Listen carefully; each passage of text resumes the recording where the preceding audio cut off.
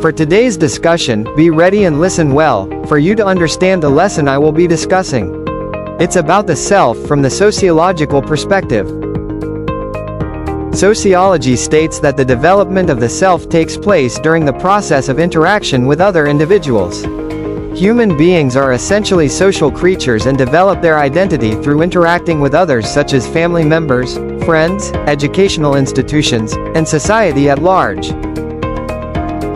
Social factors that shape the self: various social influences including the family, education, religion, culture, economy, and community influence our self. These various social influences play an important role in shaping our personality and behavior. As we participate in society, our self evolves further. George Herbert Mead's social self. According to George Herbert Mead, the self is acquired through social interactions rather than being inherent. Through interactions with other individuals, one becomes aware of his self and position in society. Mead argues that for one to develop self-awareness, there has to be meaningful communication. Mead's 3 stages of self-development. According to Mead, the development of self is characterized by 3 phases: imitation, play and game. Children initially engage in imitation, thereafter play various social roles and finally come to understand the expectations and point of view of society. The I and the me. Mead defines the I as the active and creative component of the self, whereas me is defined as the socialized self which conforms to the expectations of society. The 2 components thus impact the behavior of individuals. Generalized other. The generalized other is defined by the values and expectations of the society. Individuals come to realize how they appear to others and modify their actions accordingly. This allows them to become responsible members of the society. Charles Horton Cooley's looking glass self. Cooley felt that individuals build up an image of themselves depending on how they believe others view them and make judgments about them. Positive or negative remarks by others may affect one's self-confidence and identity. The process is known as looking glass self.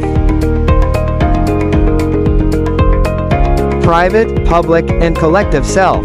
The private self is our view of who we are. The public self is how we perceive other people seeing us. The collective self is derived from membership in groups like families, schools, and associations. Social identity theory. Henri Tajfel explained that people gain part of their identity from the groups they belong to. These groups provide pride, self-esteem, and a sense of belonging. People often compare their own groups with others, which can influence attitudes and behavior. Postmodern view of the self. According to the postmodernist perspective, identity is always in flux due to the influence of cultural, media, technological, and social factors. Rather than a single identity, individuals can take on various identities based on their different contexts. Erving Goffman's presentation of self.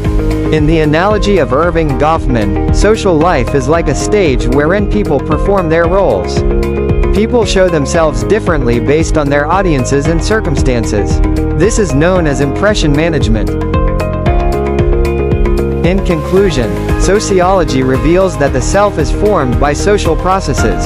Sociological theories formulated by Mead, Cooley, Tajfel, Foucault, and Goffman help us understand how identity is formed through communication, belonging to groups, and other social processes. Knowledge of these concepts will allow us to appreciate the important role played by society in forming our identities. Thank you for watching. I hope this presentation helped you reflect on your own self. That would be all. Good day everyone.